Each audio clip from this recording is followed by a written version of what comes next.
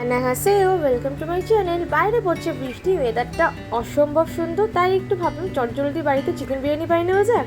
ফার্স্টেই কড়াতে সাদা তেল দিয়ে গোটা গরম মশলা ফোড়ন দিয়ে চিকেনটাকে ম্যারিনেট করে রাখতে হবে। সাদা তেল, টক দই, পেঁয়াজ বাটা, আদা বাটা, রসুন বাটা, শুকনো লঙ্কা গুঁড়ো দিয়ে দিতে হবে, হলুদ গুঁড়ো দিয়ে দিতে হবে, সাদা তেল, সঙ্গে দিয়ে দিতে হবে বিরিয়ানি মশলা। 4-5 ঘন্টা ম্যারিনেট করে রাখতে হবে। সঙ্গে আলুগুলো ম্যারিনেট করে নিতে হবে যাতে ওর মধ্যে মশলাটা ঢোকে। সেদ্ধ করা আলু না, এমনি আলুই। এরপর আমরা চিকেনটার মধ্যেই আবার একটু বিরিয়ানি মশলা দিয়ে দেবো কষার সময়। এরপর ধুয়ে রাখা বাসমতি চাল দিয়ে দেবো। তার উপরে দিয়ে দেবো এক্সেস যে মশলাটা আছে সেইটা, পরিমাণ মতো নুন, আর কিছুই করার নেই।